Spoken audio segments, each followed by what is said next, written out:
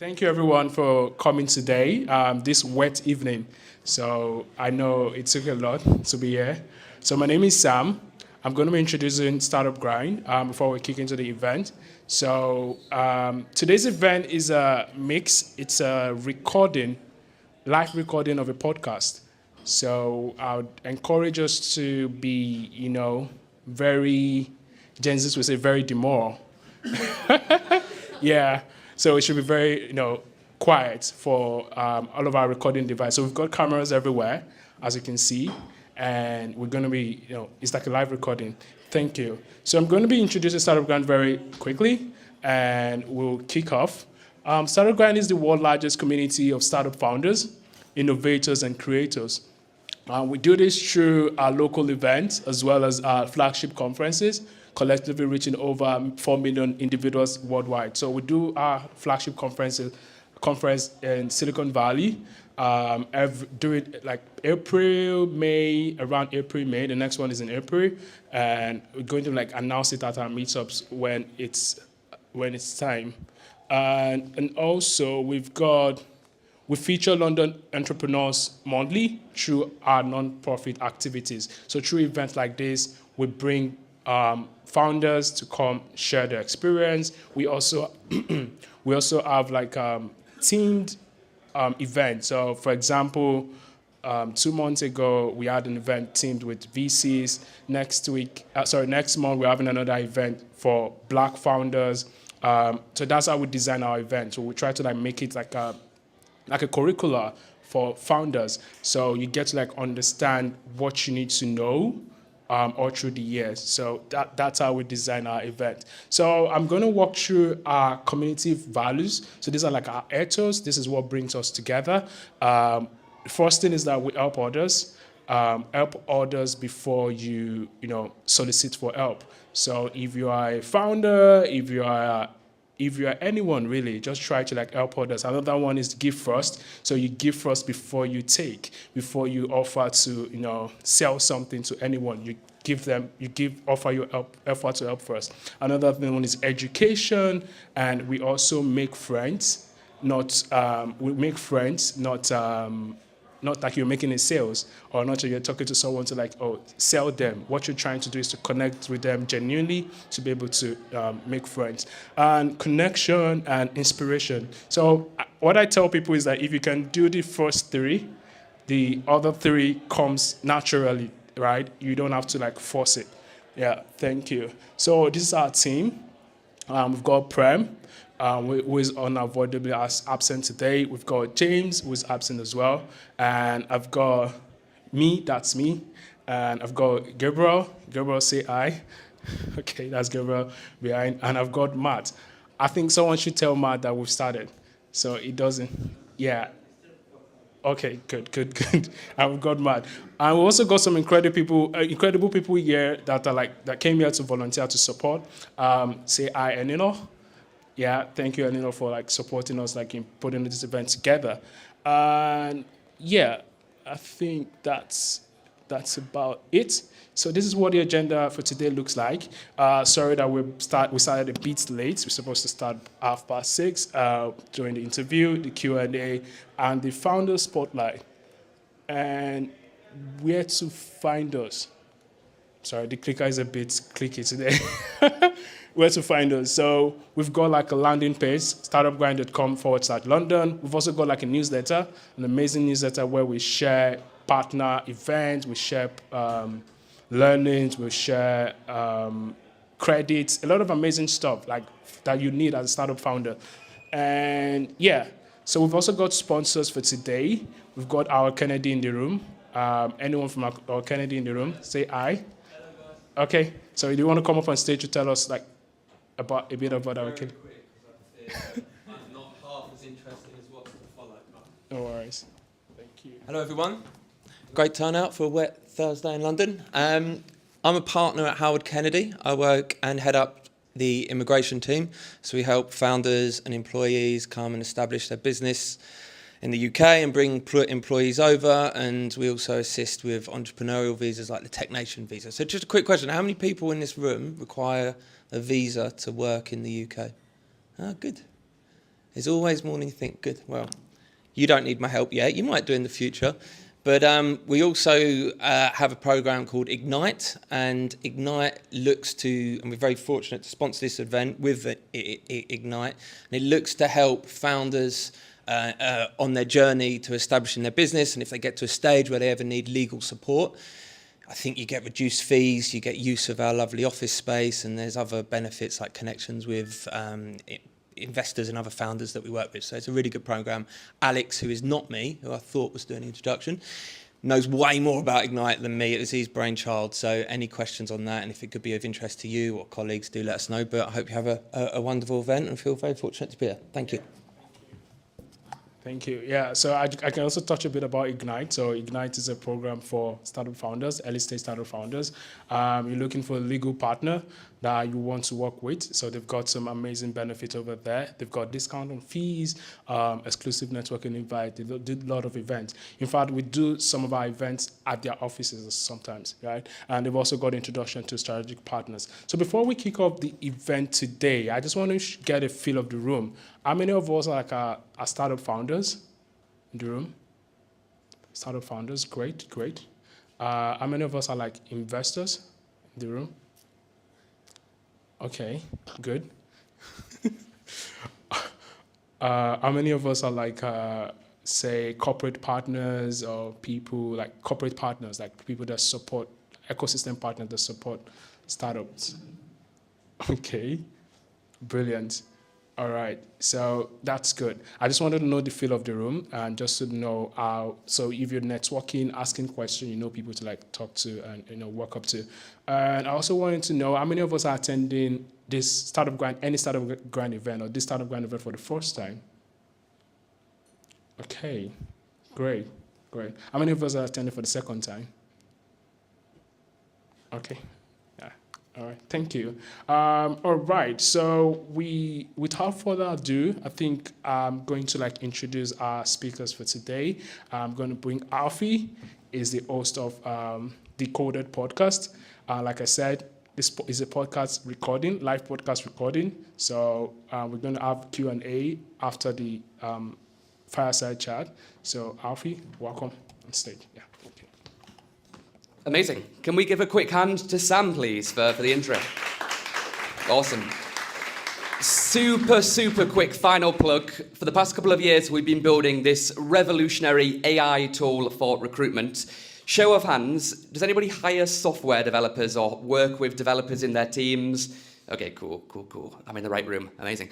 If you are interested in trialing a brand new, cutting edge, amazing, special piece of technology, then feel free to scan that QR code, or there's a QR code on your seats as well. What that will do is it will give you access to this amazing platform where you type in what you need, you click search, and then that's your recruitment done, basically. You can sit back, you can relax, you can grab a drink, you can come to Startup Grind, and the best software developers in the country will just start appearing in your inbox. It's really, really that simple. So don't use LinkedIn, don't use recruiters, scan the QR code. It's that simple, basically.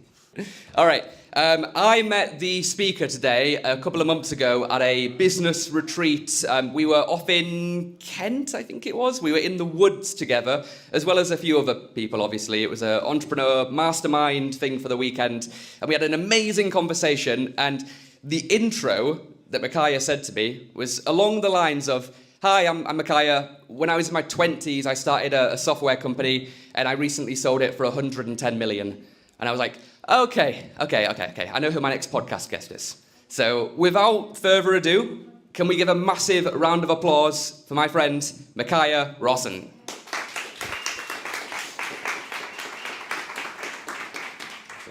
Thank you for coming. Thank you, sir.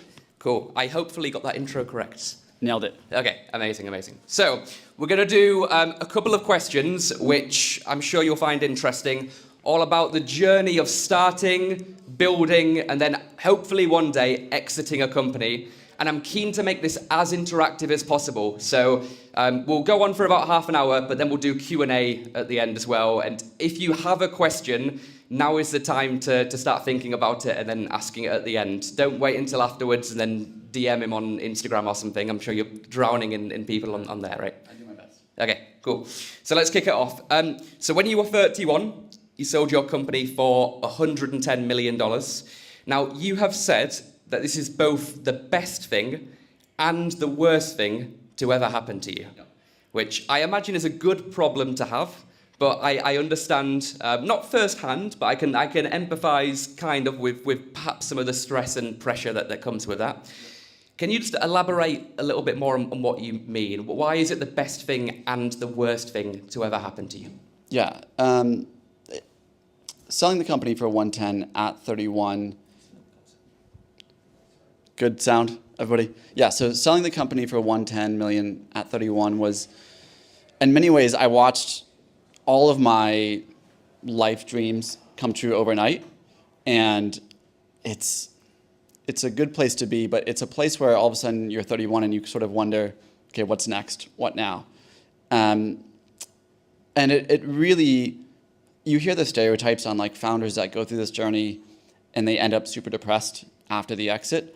And I think the reason all the successful founders that sell their company sort of go through that depressive phase, and I went through it too for a couple of years trying to figure out what's next. If I could actually turn this into maybe a lesson for someone rather than just my sob story on Boohoo sold it for 110, was that the reason I was able to sell it for 110 was because, for better or worse, my identity was wrapped up in the company. And so I think there's a reason that most founders that achieve that level of success end up sort of depressed after they sell it, is because it's what it takes to get there, which is, it was all I thought about. I was on vacation with my wife, who's back here hanging out, or at the company, I was still thinking about the company. And when you lose that, it's sort of like, what's next? What do I do now that this thing that I have been singularly obsessed with for a decade is, I've done it. I've checked all the boxes. What's next? And that's ultimately how, I don't know, some of you follow me on Instagram, and I really appreciate that. That's how I got into content, because I was like, I think what's next for me is actually not to build another company and just make more money. I want to try to help others do that. So that's why I'm here tonight. Okay, I love the word obsessed there, because there seems to be a lot of talk in startup world about trying to build a company but doing it on a 4-day work week or doing it part-time or something. And I'm probably going to piss off a few people by saying this, but I personally don't think that's possible when your competition is working 7 days a week. Yep. You might disagree, you might agree. What are your takes on people that want to achieve massive success without obsession? I don't think they want it. Like, it's just, I think for me, building the company and becoming successful was something that I wanted so bad that I can't even imagine saying, but I'm only going to do it 4 days a week. And it's not to say that I worked, 9 to 9 every day. Actually, at my company, we were really diligent about the founders not being in the office after 5:30 p.m. We were like, listen, the founders are going to go home. We're going to have dinner with our girlfriends or our wives, and we may work afterwards, but you're not going to see us in the office at midnight, because we didn't want that company culture of like, everyone's here till midnight and you have to stay there, because it burns people out. But whether or not I was in the office, whether or not I was on the weekend, I was always obsessing over the company. And I think that is really, I genuinely don't think you could do it without that. I wish you could. It would have made my life a lot easier, but I don't think you can do it. How much of that is down to that burning desire to achieve that vision? Because a lot of people are great at the what, they're great at the how, but they suck at the why, and they can't formulate that plan in their mind and inspire an army to follow them on that journey, whether that's employees, whether that's customers, whether that's investors, whether that's your audience. How important is vision in comparison to the other aspects of business? So I think there's maybe two kinds of vision. There's the broad, like, we're going to change the world vision, our product's going to be a revolution. And I think setting a vision for your team matters. You want to have something that you're working towards and things like that. But then you also need an internal vision for why are you doing it. And I think, if anything, I was probably okay at setting like this grand vision for the team on like where we're going, but I had a really strong personal vision. And I'm full drinking the Kool-Aid on the vision boards and everything. So literally, when I was running the company, at one point, over my bed, I had 9 posters. And it was like, this is the car that I'm going to buy when we sell. This is the amount that I want us to sell for. I had a picture of this rooftop bar in Bangkok that like we're gonna go to when all that stuff. And I've been to the bar, I bought the car, like I did it all. But I used to look at it every night and just like, first thing I see before I go to bed, first thing I see when I wake up. And I think that vision on sort of, this is what my life could look like. I would think about that when I was like, well, I need to make 100 sales calls today, or I've pitched 100 investors and they've all said no, and I need to go find 50 more investors that might give me a chance. So I think the biggest thing I was worried about, probably rightfully so, was my conviction as a CEO in myself. And I was really worried that that might give out because I watched it happen to my peers. I'd go to these, I was part of a startup accelerator called Alchemist, and it was in San Francisco. And we had to go down to Palo Alto to like go to the events, and then we go back up to San Francisco. And you would always carpool because it's like an hour. And I would be in those cars, and sort of people would be like talking about how their fundraise was going, but then they'd also be like, but did you see that Amazon's hiring for 220 like right now? Like I'm kind of thinking about it. And you would watch founders give up before their company actually died. And I was really worried about doing that because I was like, if that happens, there's no way it's going to work. So I was really focused on trying to convince myself this is going to suck, but it's going to be worth it. Yeah, I see a lot of people that have that plan B, they have that plan C, and in reality, you just need to burn the boats, because if you're giving yourself a plan B, you're giving yourself a reason and permission to fail. There's no reason to have a plan B because it distracts from plan A, basically. And it's a cheesy, famous story, but the concept of the general going to the island and then burning all of the boats so his soldiers can't go back and they have to take the island or they lose. There's a lot of truth to that in reality. There is. Can I give one caveat to that? Because I think half the audience is a founder. When I was like seeing hands, half are not founders, but you're here to start up event, so maybe you want to be founders one day. I actually think what was really useful for us is we didn't immediately quit our jobs when we wanted to start a company. We said, we're going to validate the idea and then we'll quit. And that allowed us to, one, save up cash. We saved up about close to 12 months of cash. But then we also, when we quit, we were able to quit with conviction and say, now there's no plan B, because we spent time at our current companies validating the idea. And that meant talking to customers, pitching them, and we actually quit as we sort of were getting customers to sign LOIs, saying, if you go build that thing that you promised you're going to build, then we'd be interested in buying. It's non-binding, but we said, this is enough for us to have full conviction and actually leave the jobs, so we're not worried about plan B. And it was hard for me. But my co-founder had just sold a company to Dropbox, and he left 3 months before he vested the sale of his company. But he could do it because we had conviction in what we were building. And obviously, it worked out okay. Okay, that sounds like you put a lot of thought into that kind of decision making. Now, you've famously said that one of the best things that helped you on your startup journey was getting really, really good at decision making, which seems obvious, but in reality, most people just make decisions on a whim or on gut or emotion. Maybe gut is quite important, but what do you mean when you say this? I think if you look at the economy today, it's very clear that the way that you get ahead in life is not by doing more like physical labor. We're not a production society. The people that get ahead most in life are the people that make the best decisions. And so I think it's really important to look at decision-making like a skill, and if you believe it's a skill, not a sort of just like God-given talent, then you can also believe that you can get better at it. And so my advice is really start actually looking at your skill of decision-making and doing a retro. I do it every 12 months. I go back and I essentially look at the big decisions that I've made in life, and I look back and I say, were these the right or wrong decisions? Now that I can look back 12 months later, was that actually the right decision, or should I have done something differently? And more importantly, because you're going to make wrong decisions, I really try and define the lesson. So like an early version of this was I lost $5,000 buying Tron dogs, which was like a Crypto Puppies knockoff in like 2017, 18 or something. And I was able to go back and say, why did I actually lose that $5,000? Like I've just paid $5,000. What's the lesson that my $5,000 has gotten me? And it was like, well, there were actually no good fundamentals to this business. I didn't do the research. I just jumped in because of the hype and because I was in Silicon Valley and everyone was buying this kind of stuff. And that lesson, I did that pre-exit. So it was really nice to lose the $5,000 and not the millions that I play with now on that same lesson. So I think it's important, especially early on, to make the mistakes when they're small so you can make fewer mistakes and better decisions when you're making larger decisions. Yeah, I've definitely made that mistake of buying JPEG apes and that sort of thing as well. I'm sure we all have.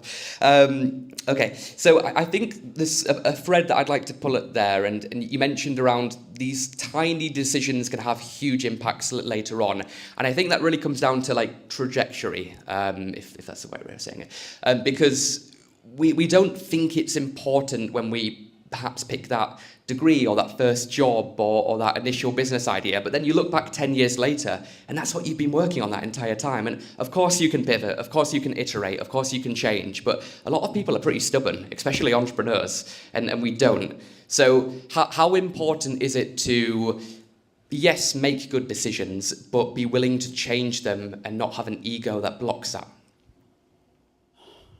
I think the thing that we pivoted a lot. One of my advisors early on joked that we should just rename our company from Prodigy to Pivot because we were like just changing all the time. I think the reason that we were pivoting, and pivot's sort of like a thing that you see in a lot of startups these days, I think people pivot often because what they're doing is not working and they just assume a pivot is the default answer.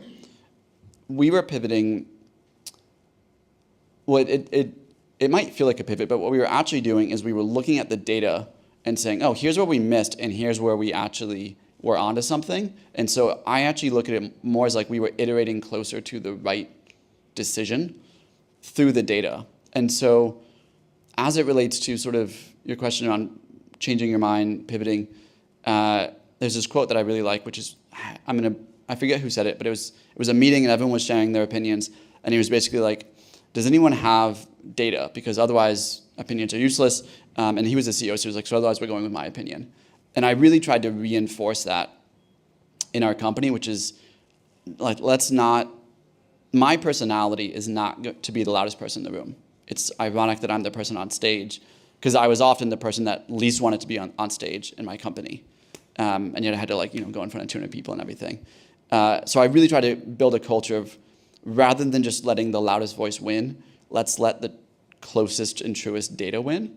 And I think when you can disconnect your ego from the data, then you're willing to just do what the data says. I think the ego thing gets in the way a lot. And I think we were just really good at disconnecting our ego from the data. Yeah, the best ideas should win, best Yes. up with the best analytics on that plan, right? And when you don't have the data, I think you have to be willing to take a stance, but know that sort of you're going out on a limb and you could be wrong, but like sometimes you do need to put your foot down and say, and it's often usually you should be doing as the CEO, saying like, we don't have the data, so I'm making the call here, and if it's wrong, I will also get in front of the company and say that was wrong, here's why. But there were times when I said, I'm making the call here and we're going this direction because the buck has to stop with you. Yeah. I mean, you have to trust your gut sometimes. Like Steve Jobs famously wouldn't do market research because he wanted to create and invent products which people didn't know that they needed. You know, Henry Ford said, you can have any car color that you want as long as it's black. And, you know, those gut decisions, they might seem like they're emotional. They might seem like it's just an opinion. But really, your gut can tell you more data than anything because it's just collecting it over and over time through experience. Yep. Yeah, your gut often is actually jumping to conclusions on limited data. And I try to be really deliberate about saying, well, what is the data underneath this? And if there is no data, then I have to understand I'm making a bet here, not actually making a data-informed decision. I will say, I think too many people think they're Steve Jobs, and more of them should do market research. Like actually talk to your customers, because you're probably not Steve Jobs. I was never Steve Jobs, which is why I didn't build a $3 trillion company, but we did okay. So not yet. Okay.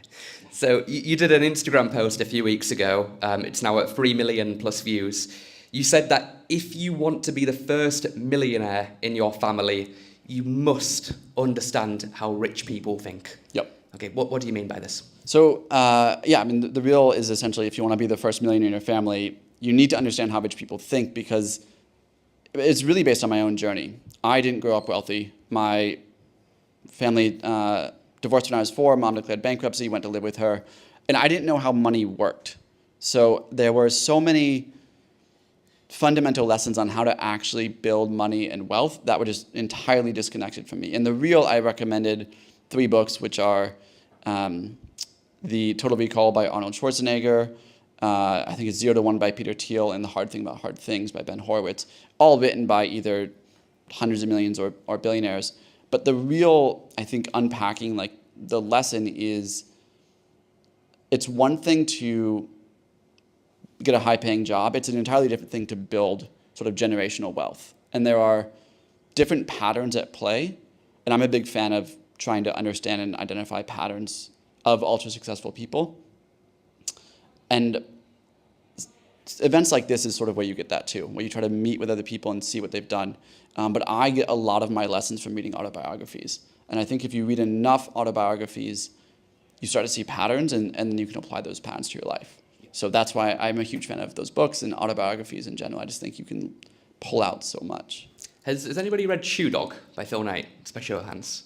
Yeah, this is that was another one. Yeah. Okay, it's my favorite book of all time. Yes. Probably I've read it like 10 times. And then the Steve Jobs, Walter Isaacson book is epic as well. Yes. Which I did feel like Steve Jobs reading it, which maybe I'm not, but it was certainly got in the zone anyway. Yeah. But I guess what you're hinting at is, if you want to learn something, you can do that yourself and you can learn it the hard way, or you can take somebody's decades and decades of experience that they've compressed down into 200-300 pages, and then just spend a few hours reading that book, learning their lessons. Now, it was not as good as doing it yourself, but if you can read a lot of books on a subject, you can learn 10, 20 years of experience within a couple of hours, if that makes sense. The thing that I really look for in these books, and this is something that I do, so now I do content, and so I think you're having Ali Abdallah on soon. Ali's a friend that I've gotten to meet, and when I was initially hanging out with Ali, I was trying to understand, like, what are the phrases that he uses when we talk about doing YouTube videos? And one of the things he'd say were like, well, ideas are really easy to come up with. And as soon as I realized, like, well, that's just the way he thinks, and I'm here, like, struggling to come up with video ideas, there's just all these mindsets that you don't realize successful people have. And it's one thing when you talk to one person to see their mindsets, to see their beliefs, but when you evaluate enough of them, I try to look at how do they think about the thing that I'm trying to do? What do they focus on? What do they not focus on? What are their beliefs? And I try to internalize those. I think that is more powerful than often the tactical how-tos. I think you need both. And I really spend about equal time on them, tactical how-tos and internal beliefs that I need to adopt. I had dinner at Ali Abdal's house a few weeks back, and I wanted his feedback on a video that I made, and I showed him 3 seconds of it, and he said, no, it's not good, it's not good. And I was like, you haven't watched it, Ali, like, what are you talking about? He's like, the hook, Alfie, it's all wrong. And I wouldn't have thought that, because it's just not in my zone, not in my IP, not in my brain. But he as a master of that craft and in that area, instantly he was able to tell me if the video was going to be good or not. And it's those little 1% improvements that turn out to be the difference between somebody that's average or somebody that's a master. Yeah, absolutely. There's a similar. My wife has a YouTube channel, and I was hanging out with Ali, and I was walking out the door, and I said, oh, by the way, I just got a thumbnail from my wife. Could you take a look at it? I'd love your feedback. And he said, I think you should tweak this. And her average YouTube video gets like 1,000 views.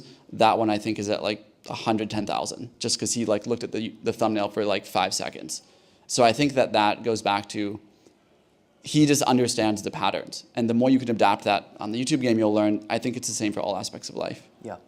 Well, we saw that with your Insta, because since I last met you like a couple of months back, you've just gone for like exponential growth on your gram, which is really cool. And I think the outputs are very, very well reflected by the inputs, because the content you were making when I last saw you, it was really good, but it wasn't like God tier. Yeah. Now the stuff that you're making is like the editing, the tone, the hooks, the story, the clothes, the ability to share. It's on like a new level. So you're not reinventing the wheel. It's tiny little improvements, but they add up to create something revolutionary. And it's like who plays golf here? Anyone play golf? Okay, a couple of people. Okay, I used to play a little bit, but I'm not very good. In golf, if you hit a ball like a tiny, tiny little bit off, that ball is going to go somewhere completely different. So you might only need 5% difference in your strategy, but that's going to lead to 500% better outcomes, right? Yep. Yeah. I think on the content stuff, content's a really interesting journey relative to building a startup, because in a startup, you're sort of heads down. You have no idea if what you're doing is working or not. Well, you know if it's working, but you don't know if it's working relative to what it could be doing. And then you go to these events, and a lot of times you're like, how's it going? And everyone else is crushing it. And you're like, well, I think we're getting crushed. And this kind of feels crappy that everyone else seems to be crushing it. The content game is different in that every post sort of gives you immediate feedback if you're crushing it or not. And I think the reason we've been able to iterate really quickly is because we just upped the volume. We're doing 2 posts a day. I look at the data, what's working, what's not working, and quickly iterate. I think the hard thing actually about building a startup is there's a slower feedback cycle. So it can be harder to build in those 5% changes. It might take 6 months, but it is a game of just constant iteration and improvement. Yeah. Okay, let's talk personal branding content then for a second, because in 2024, it's an important part of building a business. And company brand is important, but personal brand is 10 times more important, because like I don't know how many people follow like the energy drink Prime on Twitter, but I imagine 100 times more follow Logan Paul, right? So yeah. What about like big names? You did a post where you talked about Ryan Reynolds, who became a billionaire. Now, Ryan Reynolds did not become a billionaire by acting. He became a billionaire by leveraging his personal brand to launch companies. Yes. Why is personal branding so important in business? And why? Tell me a little bit about that example that you shared online. Yeah, so as you mentioned, Ryan Reynolds is now a billionaire. It's not from his acting, but he did something that I think a lot of people overlooked that was really sharp. He basically looked at what he was getting paid per commercial. It's about $1 million per commercial. And he said, well, if they're paying me $1 million, surely the companies paying me $1 million are making more. Why don't we go find out like how much more it actually is? And so he started this company called Maximum Effort. It's based on his Deadpool movies. And he said, we're going to go buy companies, or at least the way he's doing is actually taking equity stakes in companies. And I will run my own ads, get paid nothing, but I'll see if I can increase the brand value. And by doing that, he has gone from getting paid $1 million a commercial. Now his equity value, well, his companies are worth $14 billion. He's a billionaire, and it's because he was able to move up the value chain on that. He's not just sort of the lowest totem, which is getting paid as an advertising person. He's actually an equity owner, and so every effort that he puts in is actually increasing his equity value, which is far more than the $1 million. I think that when it comes to personal brands, and I'm going to sound like a broken record, one of the reasons I think it's so powerful is if you look at the patterns, the way people are. When I started the company when I was 24, I said, I'm going to take a step back and look at how are 24-year-olds making a ton of money today, because that's what I wanted to do. And they were building software companies in Silicon Valley. So I picked up everything I had, moved to Silicon Valley, started a software company.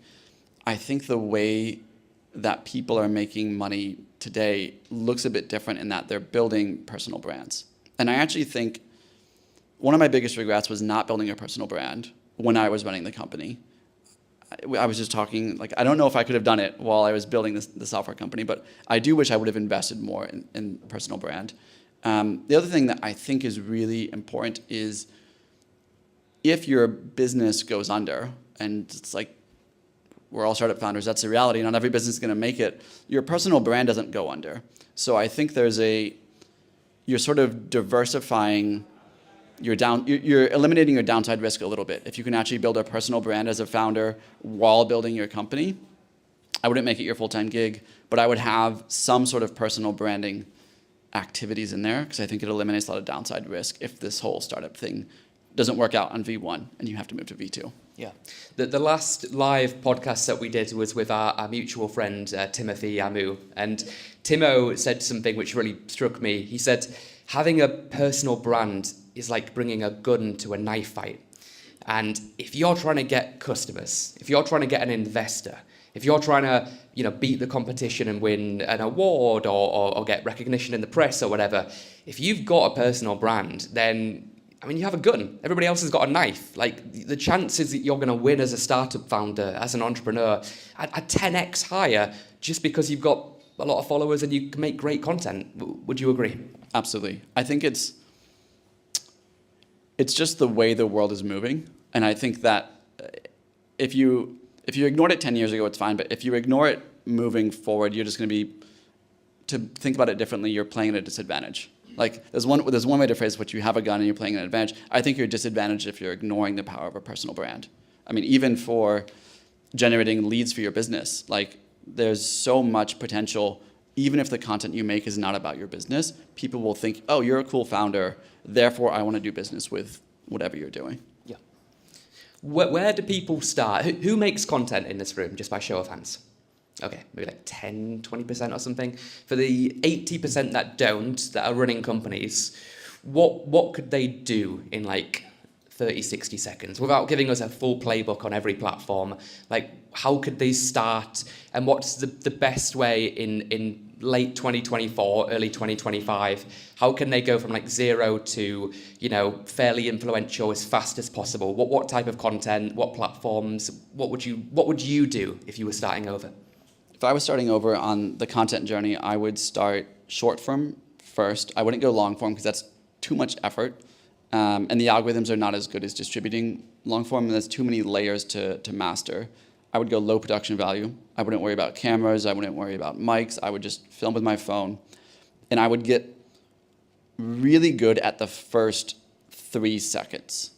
I will give away some of the secret sauce here because it's really interesting what we've been testing lately. We have some reels that have gone really viral, 1 million views, 2 million views, 3 million views. We sometimes re-record them and change the content but leave the first 3 seconds, or we'll keep the content but completely change the editing, and they actually perform the same almost every time. The only thing that's the same is the performance and the first 3 seconds. So I'd get really good at nailing those first 3 seconds, and I think building that skill, what actually hooks people, I'd work on that, and then I'd focus on everything else. So short form, probably Instagram, TikTok, it's fine, but I would go Instagram, first 3 seconds, practice that skill through repetition, and then you can focus on the many, many layers below. But that's something you could do. A 30-second reel a day on your phone takes you 30 seconds, maybe a minute with a retake, but not that long. Yeah. I would just do that. Yeah, simple little thing, but it will compound, it will add up, and then in a year you'll achieve more. From year 4 to year 5, you'll gain more growth than years 1 to 4. It's exponential, it compounds. Yep. The first year and a half on socials, I think we were like 2,000 followers, and now like some days we gain way more than that. So it just keeps, and I'm still small. Like you see the exponential growth curve. Yeah, I'm small in the grand scheme of things as well, but we got more views on episode 150 to 170 of the podcast than we did from 1 to 150. Yeah. So, but most people, they quit before they get to episode 5 or 10 or Reel 27 or TikTok 12 or Instagram 5 or LinkedIn 42. They just quit too early, don't they? And they don't stick it out and go through the pain that's needed to get there. Yeah. And I think it's actually a skill issue, for myself included. Like the first 6 months on YouTube, we had 198 subscribers after 6 months of a video every week and a short every day. I do think that if I knew what I knew now, I could achieve that sort of in 1 day or 2 days. But it was similar, just like repetition of me getting good at this skill. Now we've published over 500 pieces of content on short form and like 50 videos on long form, and they're starting to work. So. Yeah, but you wouldn't have been able to do that now if you didn't make all those mistakes leading up to it and learn all those errors. Totally. I would probably have quit the content if I wasn't so embarrassed that I told everybody this is my thing now. But like I had told all my friends, like, yeah, I'm not going to start another startup. I'm going to do this content thing. So I couldn't be like 6 months later, yeah, I just suck at this. So I was like, I'm just going to keep working at this until we get good at it. And we're starting to get good at it. And that applies to everything. Like, if you're starting a business, do not, like, go in stealth and don't be afraid to tell anybody. Like, I mean, if you're building deep tech and that sort of thing, yeah, keep some stuff hush-hush. But, be, like, with your friends, with your colleagues, with your team, like, tell them what the vision is and what you're going to achieve. Because that fear of public embarrassment, that will motivate you more than anything else can, to some degree. Yeah, I tricked myself into learning Chinese in 30 days earlier this year because I told a bunch of my friends I was going to do it. And then about halfway through, I was miserable. And I was like, well, but I've told all my friends that I'm going to learn Chinese in 30 days, so I have to just stick to this challenge. And because I thought it would be like a 4-hour-a-day thing, I just didn't know what I was doing. I ended up studying 12, 14 hours a day, every day. But at the end of 30 days, I took and passed the official fluency test for Mandarin Chinese twice, actually, because I thought I'd failed it the first time.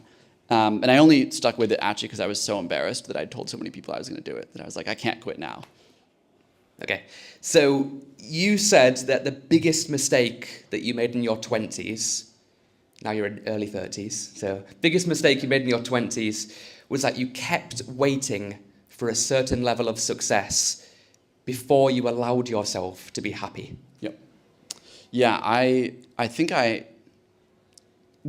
we did this content actually just on a random like Q&A, and it wasn't a scripted answer, it was just a live answer, and it was just the first thing that came to mind, which was that I spent most of my 20s thinking I'm okay struggling now because one day I will be happy. And I had all those things above the bed, the car, the vacations, everything, and I was like, I'm waiting for those things to come into my life to allow myself to be happy.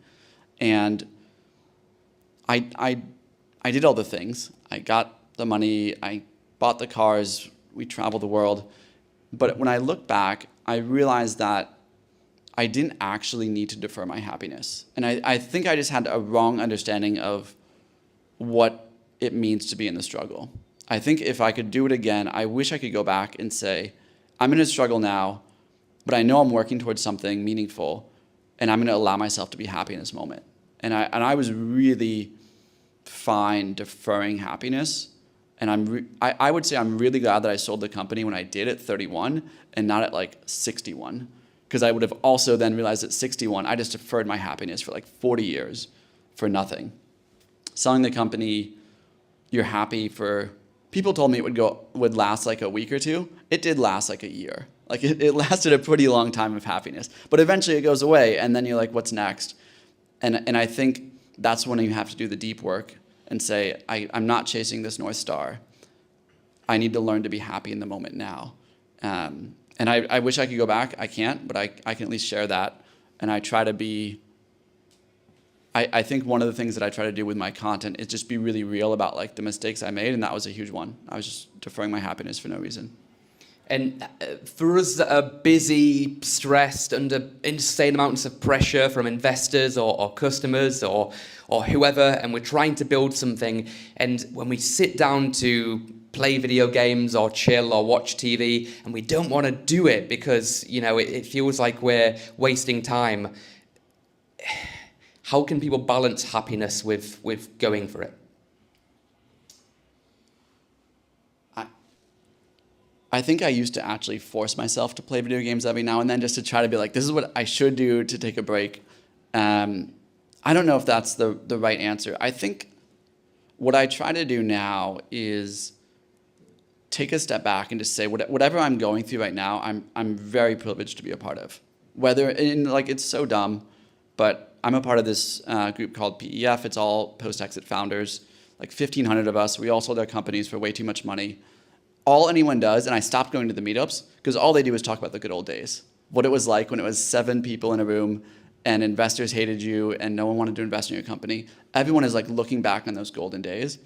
And I think you will be out of that situation one day and all you'll do is look back. Like for me, my favorite part of running the company was when we were 4 people. We were just in this little crappy office, just like nothing was working, but it was special in a way that I don't get to relive anymore. And I think you can actually just take a step back and be like, these are special times. Let's actually just enjoy this and it's going to be painful, but it will be worth it. Yeah. Cool. All right. I think that's an amazing note for me to end on. So I'll hand over to I think Sam or Gabe, and we'll do some Q&A. So if you've got a question, now's the time to ask it. I think just beforehand, let's give Michia a big hand, but let's do it on a little video together. Why don't you stand up and we'll film a little clap. Everyone get in, squeeze into the video, and go nuts for Michia. Thank you, everyone. Thank you.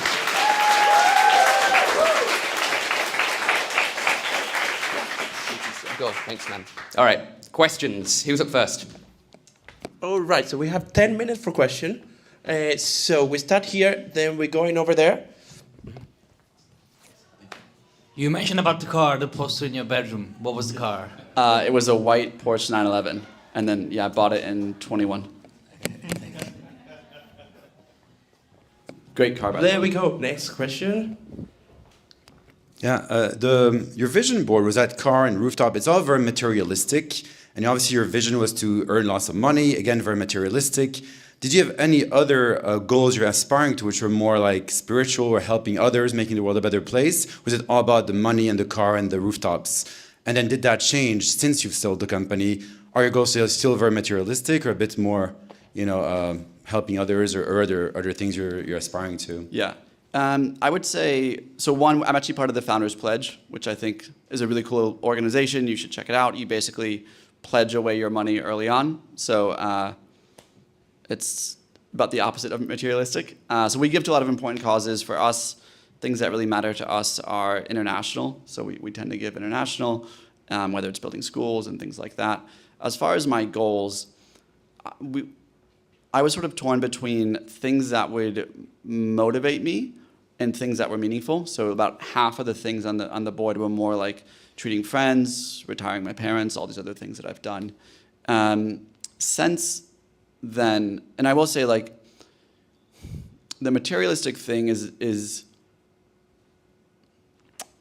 I grew up going to soup kitchens and shelters, so I think I also like earned my stripes to go chase cash, and having achieved that, now I don't think about money at all. I think that's the most important thing, is I wanted to get enough money to not worry about money. And literally, I probably spend $50,000, $60,000 a year making content for no financial gain whatsoever. So now it's actually, this is like my way to try to give back and just share what I've learned. Excellent. We have one more here, then going there and there. Oh my God. Thank you so much for the inspiring talk today. I really appreciate that. I can relate it to in many reasons. My name is Adriano from Unlivery. So my question to you is really about, as a founder, what is the biggest challenge that you face scaling up the business, and how do you know when to pivot? Thank you. Yeah. I think I'll answer the pivot question quicker because it's easy. I actually think you can be really data-driven about pivoting, which is essentially assuming you are selling something, which is most businesses. It's either close rate or retention. And if one of those is like pretty far off from industry benchmarks, it could be that your process is bad.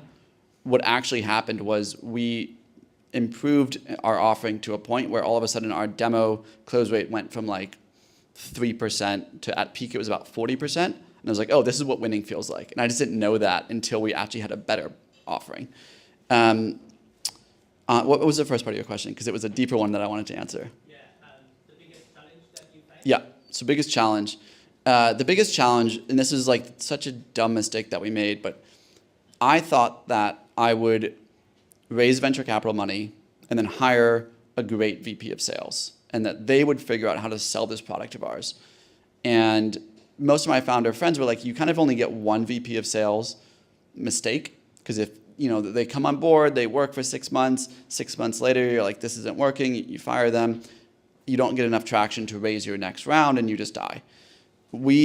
I missed 3 times. I kept hiring the wrong VP of sales.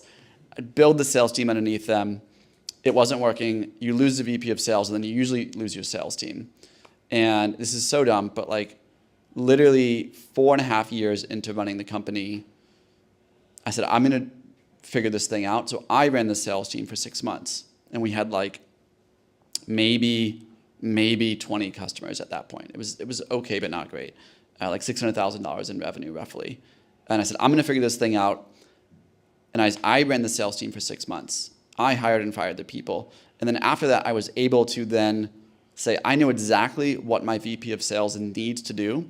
I know what skill sets they need. I know what they need to spend their day doing. I'm going to go hire that exact person. That person that I brought in crushed it immediately because I had done the job and I knew what I was looking for. And I think in the next 2 years, we would have gone from 20-ish customers to about 900 because I actually figured it out. And I was like, I spent 4.5 years sticking my head in the sand and saying, what you're supposed to do is hire experts, so I'm going to go hire experts and raise a bunch of money. And that didn't work at all.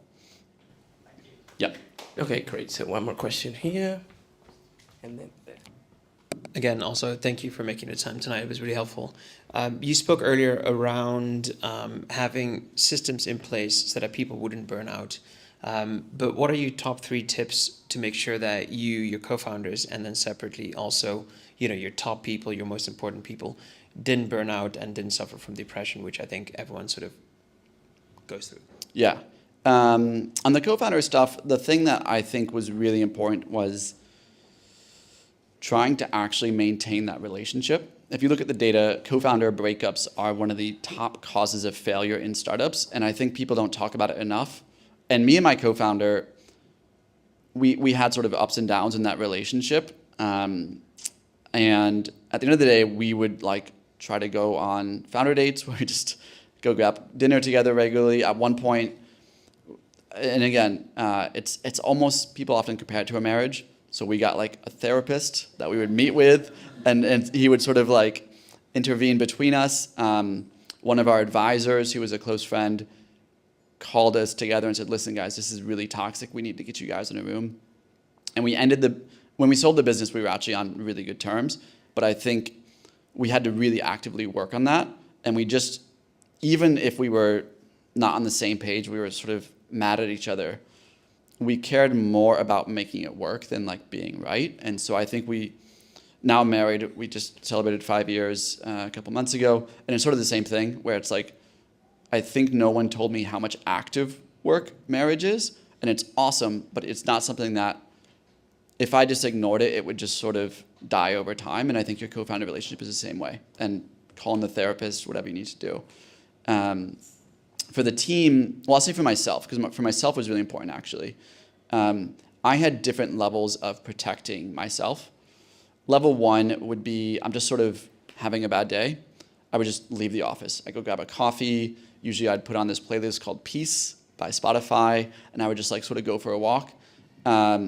Level 2 was I'm really freaking out, and I would leave the office for the day. And I normally wouldn't, one, don't ever tell your team you're freaking out. I would just be like, hey guys, I need to go take care of something, and I would just sort of get out. Because I knew if I was in the office, it would be more disruptive, because they would see the CEO freaking out, and then they're going to start freaking out. Level 3, which the last time it happened was right before we sold the business. It was August 2020. I'd gone out to raise a Series B, pitched 50 firms, had 8 partner meetings, 0 term sheets. And I was like, I need to get out of here. I'm freaking out.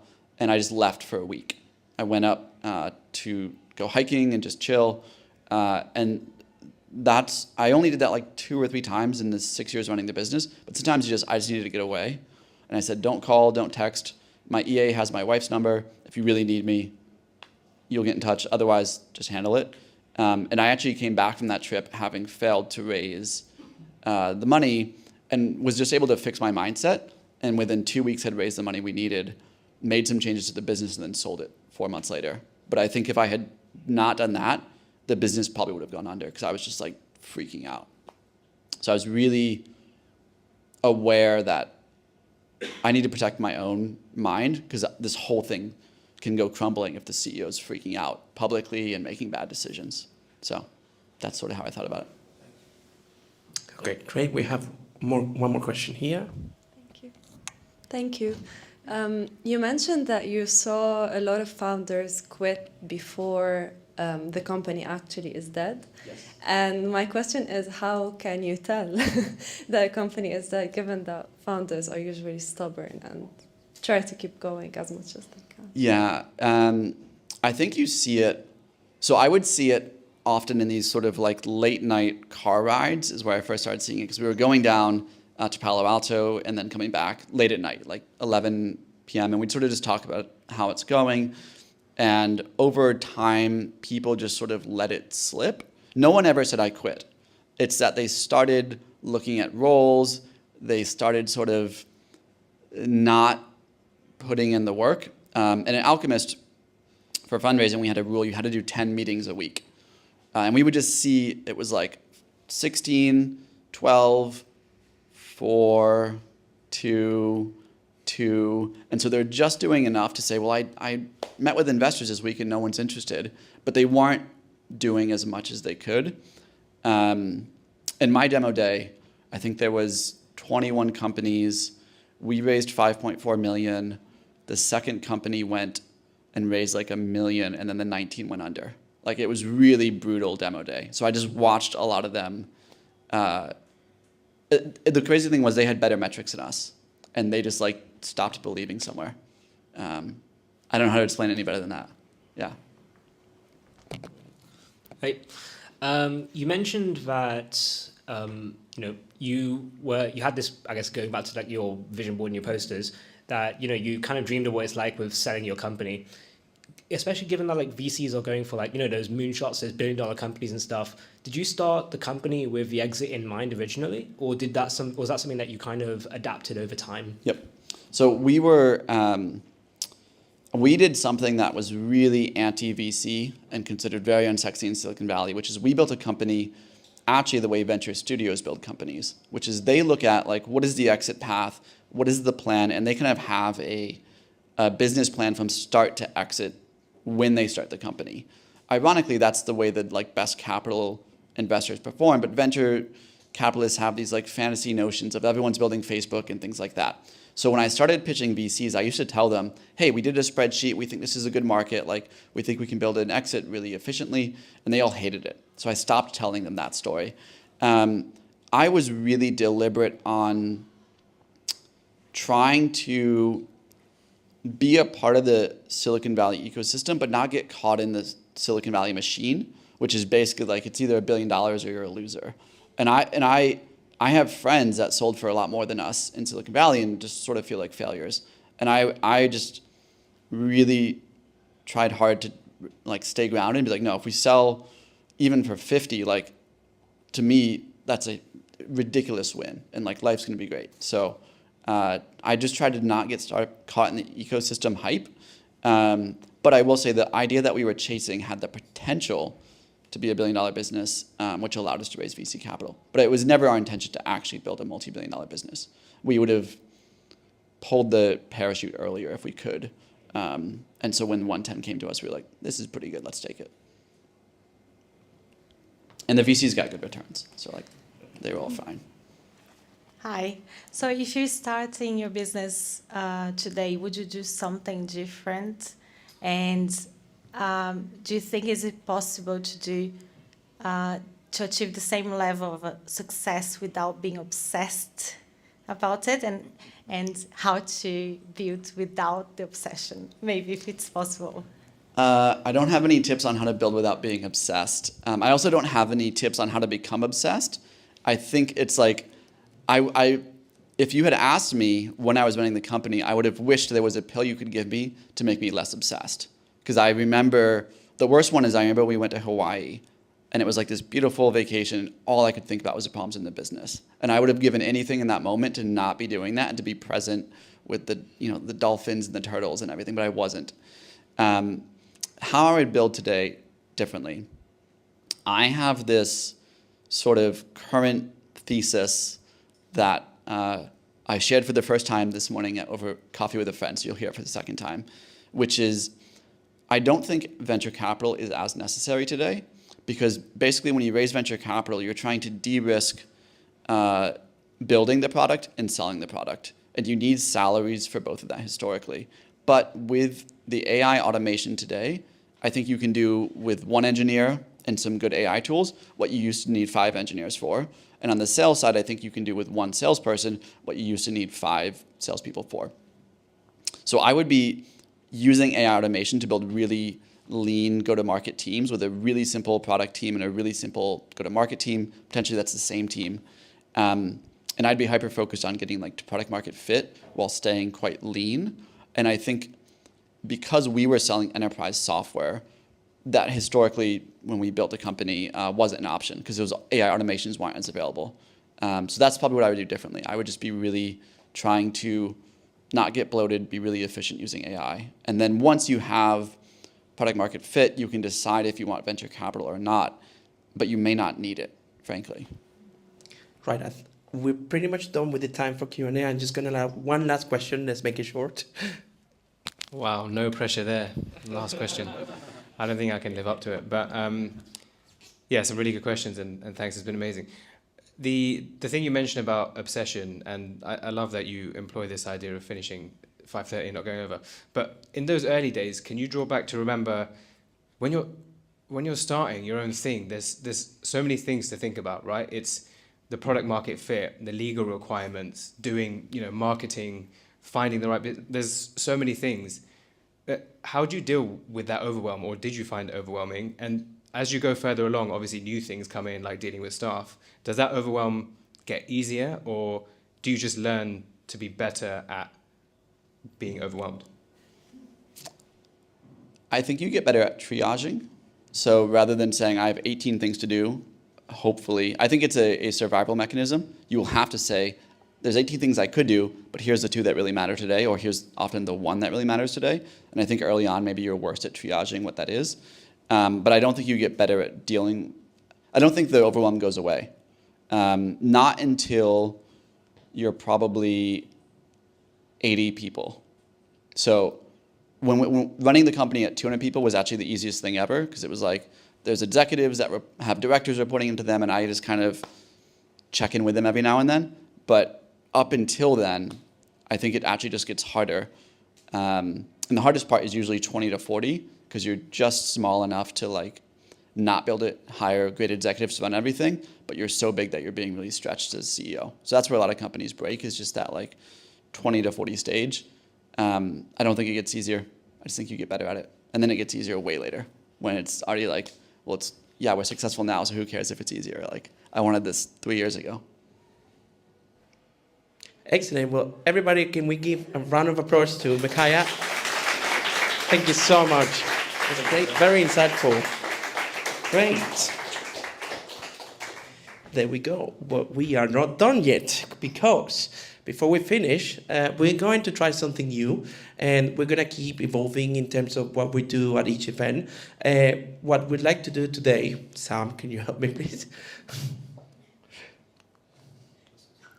Basically, what we're looking to do is, when we do events, we also want to be able to give an opportunity to founders in our community to give them a bit of a spotlight, so that they can share what they're doing. They can tell us a little bit about their story. They can share what they like to kind of gain from the community, but also what they like to give to the community. So our founder spotlight today, we have a very special guest. We earlier this year in May, we did a pitch competition to media, where we had journalists come and basically judge 6 different startups. And the winner of our competition at the time was Sonia from Tala Thrive. And so we invited her today to come and just say a little bit about what I mentioned, like a little bit about what she's doing, her startup, what she's gaining from the community, what she can provide. So please give her a round of applause and welcome to Sonia.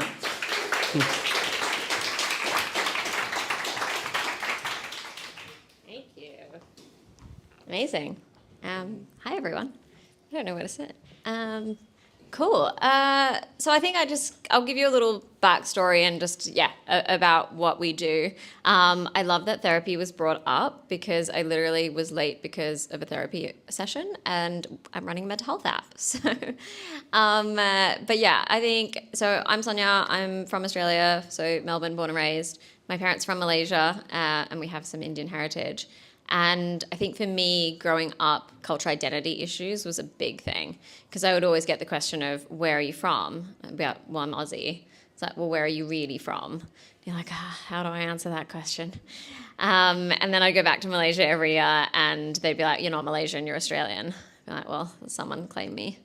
But that was one of the things. And then I think, I've lived in 7 countries now, and I studied psychology, so was really interested in it. And then most of my professional career has been in, either startup mentoring or venture capital. And so I moved to the Nordics. I was living there for 6 years, Stockholm and Copenhagen, and then just moved here early last year. And most, of what I was doing was mentoring companies and founders, and usually only when we wanted to work with female founders and minority founders to kind of especially help them fundraise or, along that journey, because it's obviously a lot harder for us. But then, moved to London, dealt with visa issues yet again, and decided to start a company. And I had always struggled to find a therapist that understood my cultural background. Having Asian parents is very different. And the responses I would get from therapists were like, you should cut your parents out of your life. It's not okay what they're doing. We don't do that. And they're Asian parents, they don't have boundaries. They feel like they own you. It's not uncommon. Or you should sit your mum down and tell her how you feel about that. I don't want to die.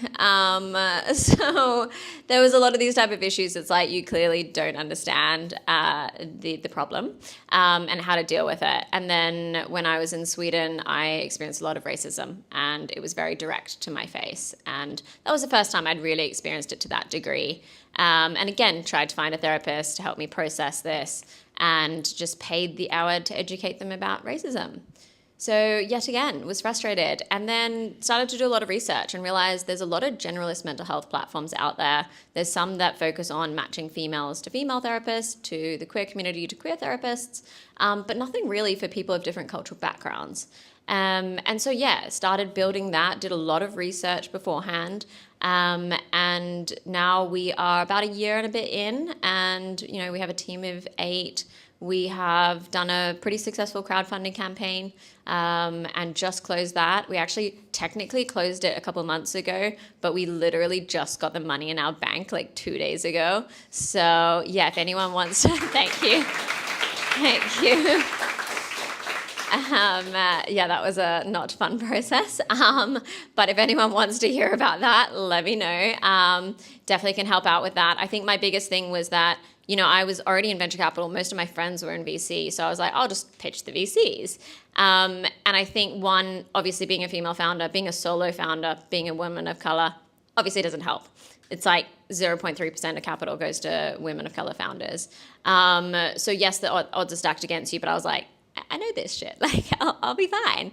I think I also underestimated not just being a female founder, but also what I was pitching was our target demographic was not the general target, the investors demographic, let's say. So I got a lot of things of there's clearly not a need for this. I don't understand why this is necessary. And I just got really over educating the investors. And I was like, because you don't have a need for it. But there's a lot of people of color in the world that very much have a need for this. And so after just getting really frustrated by that, and I think, I also asked them okay, what do you want to see? What traction points do you want to see to make this interesting for you? And I think from a few of them I got, one was 10 customers. I was like, sorry, 10 individual paying customers for one session each. Do you really not believe we can do that? Within a couple months of our website being up and 3 posts on Instagram, we had 200 people on our wait list. Are you kidding me? And so, okay, you're clearly not getting this. So then I was like, you know what? Let's go to the crowdfunding. Let's show you that this is actually a need. And then we have now nearly 200 investors, and I went back to several of the VCs that I actually really liked that were you are too early, but we're interested in you. And I went back to them and I said, you know what, you're interested? When we get to certain traction points, every VC will be interested. So show me that you care and that you actually believe in this, and put a personal ticket in now. And I have now 6 VC funds that have invested personally.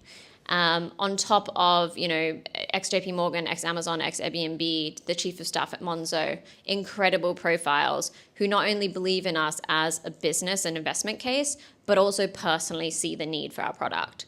So there's different ways around funding, and I love that you touched on it earlier, because there is absolutely different ways of funding. And I've also seen where some of my friends that have raised just from one VC, and they only have one person to go back to for support, basically, because now when they're raising their next round and that VC is like, oh, we're not going to follow on, then no other VC wants to touch you. No other investor wants to touch you, because they're like, well, why aren't they following on? But when you have 200 investors that are angels, they can't expect all of them to follow on with you. Some will, but they can't expect that. And so you're not looked at like, oh, but like, what are you doing wrong? Why don't they want to reinvest? Or like follow on. So yeah, anyways, a lot of tips and tricks, so much learnings.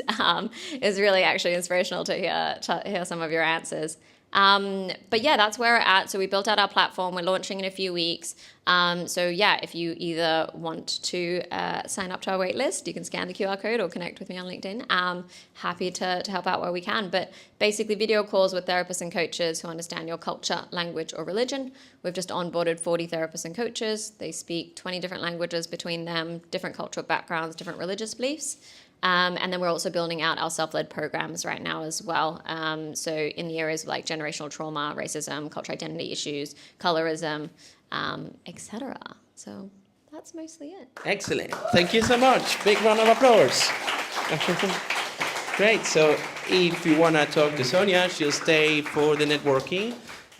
So yeah, we're going to keep doing this. So if you're interested in future to get involved, just let us know. And, we'll keep you in mind too. Sam. Oh, there we go. Okay, sure. So we are almost there. But before we go, we'd like to tell you a little bit about what's going on in the coming month. Sam, would you like to tell us a tiny bit about this event in October? Yes. So, following up on what she said, we're bringing this event next month, October, building a startup ecosystem that empowers diverse founders. So we're bringing diverse panelists. These are people that are leading the London ecosystem, driving change by bringing people of color into tech or into the startup ecosystem. So we've got Emma from Startup Success Manager at Google Cloud. We've got Gosbert Chagula, is actually as MBE, but he couldn't take that space, right? He had head of program Startup Discovery School. I've got Yewande Odumosu, a venture partner at Oak. It's also like a venture company. So it's going to be a great event. So if you have friends that are like me, right, or that are of color, or that are diverse founders, they're going to enjoy this event. So looking forward to seeing all of you. And we've got like a VIP ticket. So we've got like a free ticket if you want to attend for free, right? You can also let them know. We'll leave this on the screen so you can scan the QR code and you can get your free ticket there. There's only a limited amount, so make sure you get yours today. Thank you, Sam. Now we're getting ready to finish, and there we go. So now it's time for networking and drinks. We have until around 8:30, so help yourselves with wine, beer, any drinks you like. Anyone who would like to keep going after this, we're going to the pub called Princess Louise. So if anybody wants to keep going, we encourage the community to keep having drinks and enjoying the evening. I'll take everybody there when we are closing here. So just follow my lead. Thank you everyone again for attending. We hope to see you again. Thank you, Alfie, for this partnership, and watch out for the podcast. All right. Okay, great.